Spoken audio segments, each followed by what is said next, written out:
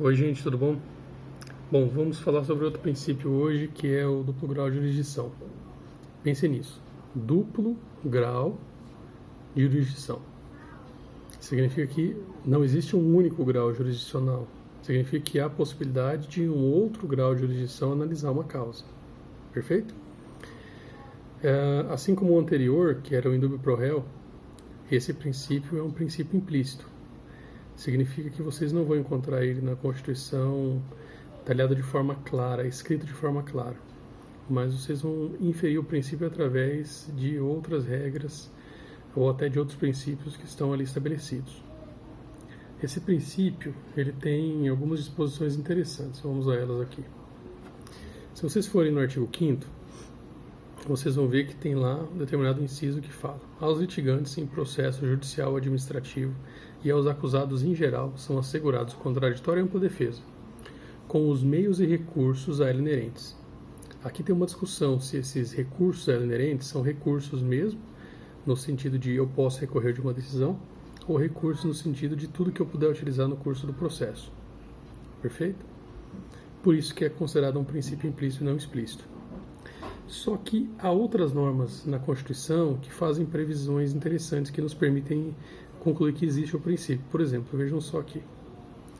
Tem normas de competência sobre os tribunais regionais federais, dizendo no artigo 108, por exemplo, que compete aos tribunais regionais federais processar e julgar. Aí tem uma série de casos em que isso é possível, né?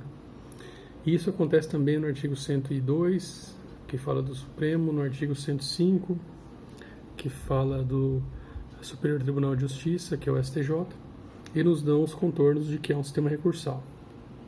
Perfeito? Também tem uma série de disposições disso no curso do Código de Processo Penal, ao longo do Código de Processo Penal, e também nos tratados. Qual é basicamente o sentido do duplo grau de jurisdição?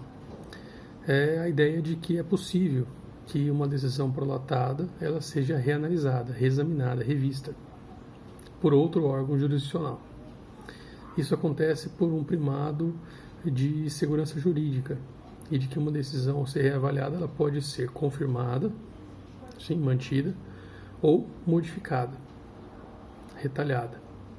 E aqui a grande questão é, quando uma pessoa aciona esse direito de recorrer, ela está desrespeitando o órgão que prolatou a decisão? Não, porque faz parte do próprio sistema jurídico como um todo, judiciário como um todo, esse direito de pedir, pleitear o reexame. Perfeito? Isso, inclusive, tem uma questão absolutamente essencial que surgiu com o pacote anticrime. Vamos só, primeiro, nos firmar nessas questões iniciais. Então, aqui, a ideia básica é de tentar revisitar a decisão judicial. Perfeito?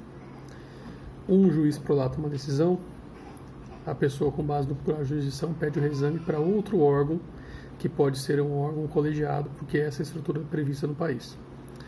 Se for uma ação de competência da Justiça Estadual, vai ser o Tribunal de Justiça que vai reavaliar a causa.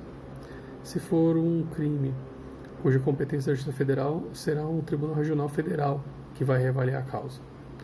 E aí a possibilidade, em alguns casos, de recursos extraordinários, não típicos, para o STJ, que é o recurso especial, e para o Supremo Tribunal Federal, que é o próprio recurso extraordinário. Mas esses recursos são um pouco diferentes, quando falarmos sobre recurso, trataremos disso. Perfeito?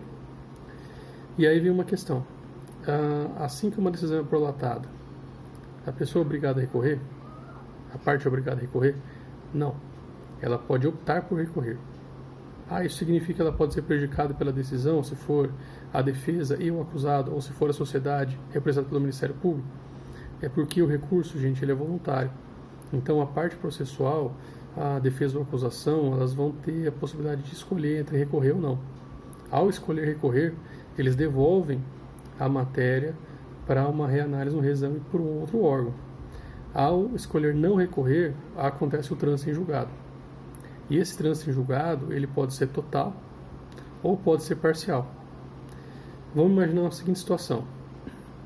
Eu até coloquei no resumo. O João é condenado por furto e roubo. Roubo uma pena média, furto uma pena baixa. Ele não recorre do furto. opera, nesse caso, o trânsito em julgado e ele já pode iniciar o cumprimento da pena. E recorre do roubo. Nesse caso, não opera o trânsito em julgado e o Tribunal de Justiça ou Tribunal Regional Federal, depende do caso, irá reavaliar se esse caso é um caso que merece a manutenção da decisão ou se merece uma modificação da decisão. Perfeito? E vejam só, nós temos essa ideia de voluntariedade do recurso como um princípio recursal.